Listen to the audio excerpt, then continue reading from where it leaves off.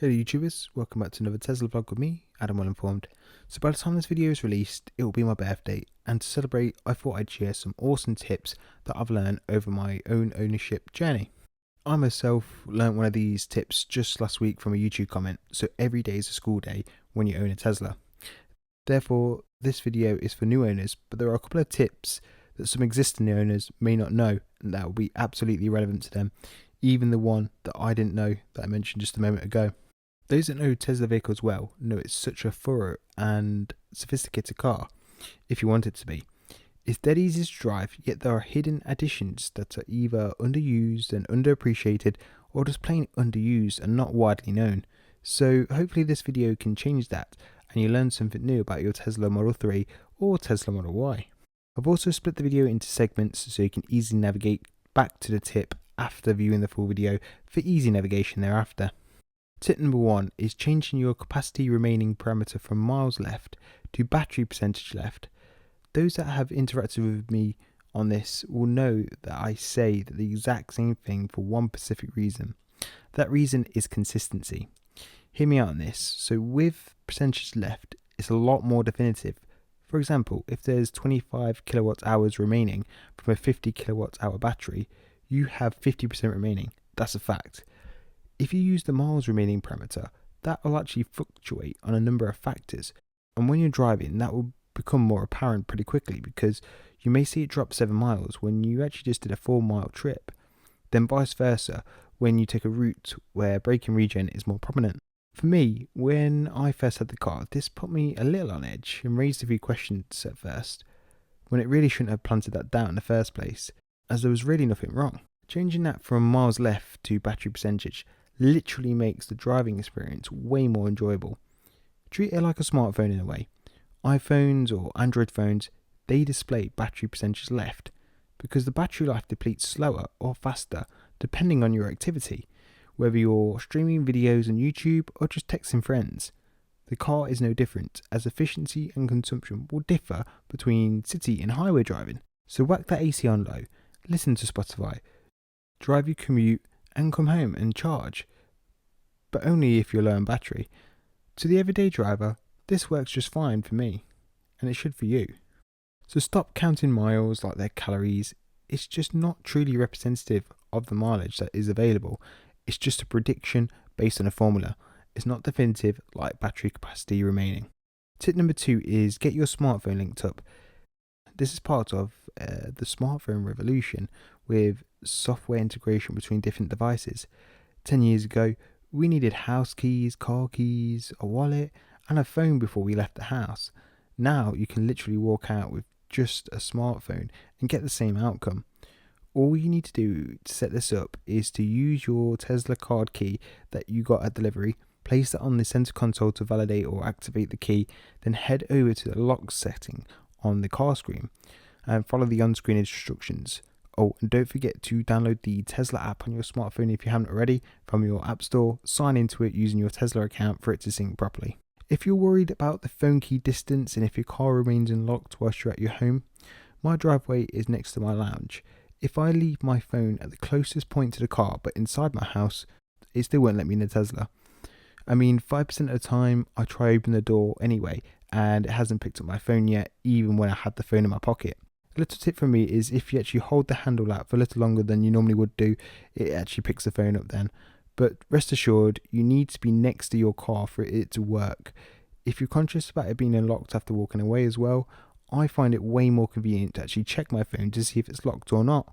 I actually have a bit of an obsession with checking if doors are locked and if devices are switched off. Not sure if I have a bit of a problem really, but it's comforting for me to just check the app to see if it's locked or not. In addition to this, there's actually one more safety net, which I'll detail in my next tip.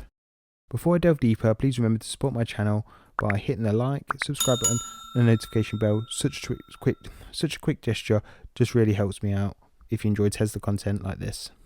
Tip number 3, you can add a pin to enable the car to drive. Again, super easy to set up, and just follow the on-screen instructions to set up a pin. By doing this, the car will refuse to move unless the correct pin is entered.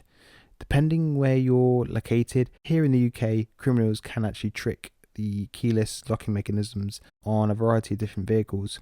I've not actually heard this happening to the Tesla Model 3 yet, thankfully, but should they manage to gain access to the car, the pin to drive is a failsafe that would leave criminals very upset when they can't drive the car. And the only valuables that they'll find from me in my car will be some fabric face masks, sweet wrappers, and some spare napkins. You can even add a pin for the glove box, just in case you had a camera or something that you want to lock away. Setup is also very similar to the pin to drive to.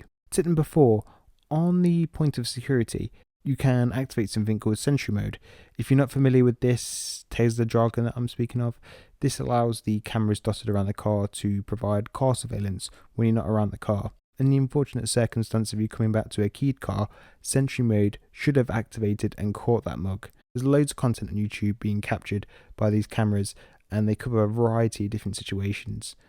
If you purchased a 2021 Model 3 or a 2021 Model Y, you won't need any additional hardware to get this to work. You should have a formatted USB stick already in place in the USB slot in the glove box for this exact feature, though you do need to activate it via the phone app, or you can activate it via the car.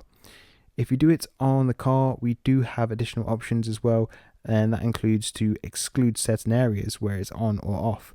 For example, if it's parked at home in your garage, you probably don't want it activated, but this extends to your workplace or favourite spots.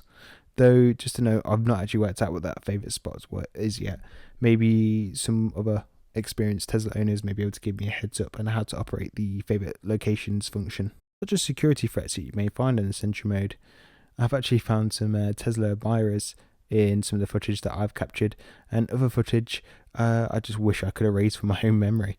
Talking about memory, footage is saved on the USB stick but automatically written over after a period of time as the stick becomes closer to full capacity. You also have the option to upload this to your home computer if you really wanted to. Another point to mention from Sentry mode is that it can actually suck some of your battery juice when actually active, as the car is constantly recording. This can be around 1% of the battery for every hour or two, though when you get to 20% battery, it does actually turn off. Tip number 5, cabin heat protection. Now, if you're from the UK like me, this feature has been absolutely useless until the past week. For context, we had a heat wave this week, and this is where I noticed the cabin heat protection the most. For anyone that's driven an older car, won't forget the days when you open your door to a stale, stifling hot and stuffy atmosphere within the car. Well, when this feature is activated, the car actually regulates its own temperature by using the AC if the interior temperature hits 40 degrees Celsius. And this will use a little bit more juice, but overall I can't actually put a number on it. It's probably pretty small, but it really takes the edge off when you get into the car. Tip number 6, auto navigate and calendar locations. You may not know that you can set your home address in the car and work address accordingly, and it will start to do automatic routing on this principle. You can also sync your smartphone calendar with the car, so not only can you view your upcoming appointments within the car, but the car will also start a navigation to the location stipulated within the calendar entry. Pretty neat, but again, you can toggle this off if this isn't your thing. This is going to be great for those who commute to different business meetings around the country. Tip number 7, sharing navigation with your car. How often do you look at your destination and navigation on Google Maps first, then jump into the car to then manually find the postcode for the navigation again? In the words of Matthew McConaughey, those are some rookie numbers. Well, it's a rookie way of operating because there's an easier way of doing this. After you've found your route on your phone, you just need to hit this button on your phone, click share directions, then find your Tesla app.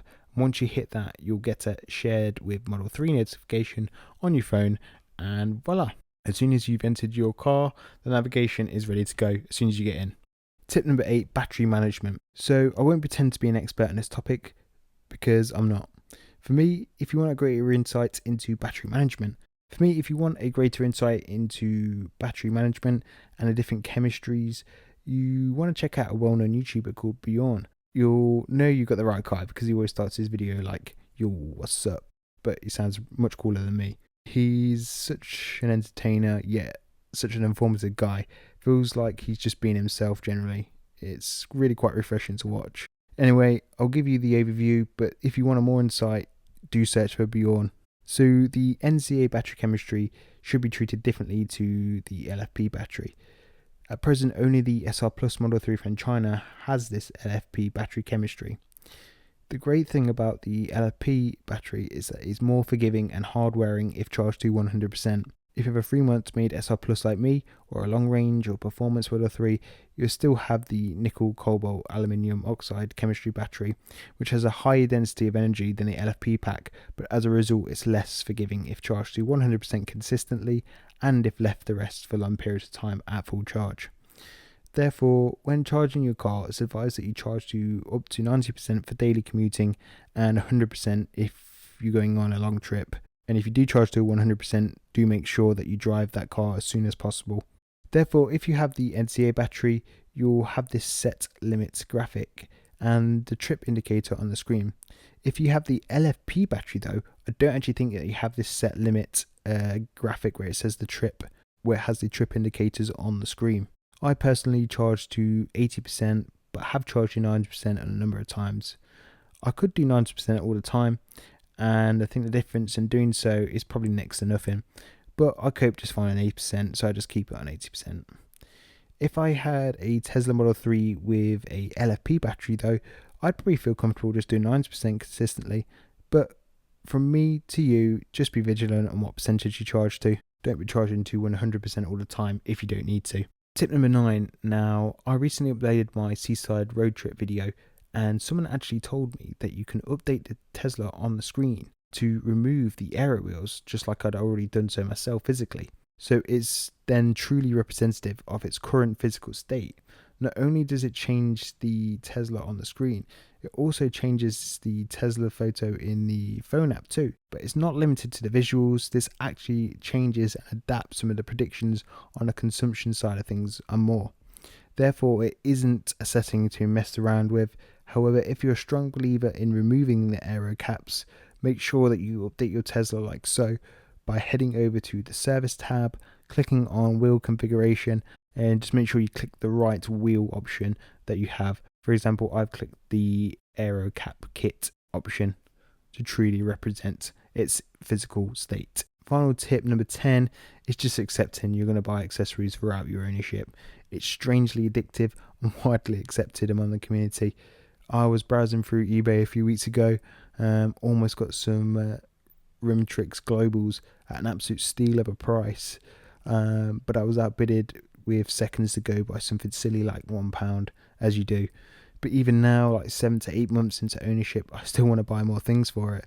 You just can't help it. Some are more practical than others, but it sort of feels like an ongoing project. You're always changing, adapting things. Some things are more practical and some things are just more cosmetic. If you're interested in what I've already bought for my car, I pretty much list everything on my kit list, which is in the description below if you want to have a bit of a nosy. Though do note that those links are affiliated. Well, most of them are anyway. So to conclude, I hope this was useful to you and you learned something that you previously didn't know. I think it's also fair to say that I probably missed some other essential tips as well. Some I may not have even heard of myself. So if anyone knows of any other useful tips, do let us know. I'm all ears to make my own driving experience more enjoyable. Please also don't forget to subscribe, like the video, share it with your friends and family. And yeah, I hope you enjoy these Tesla vlogs. I know I definitely do. And yeah, just thanks for watching, and I'll see you in the next one.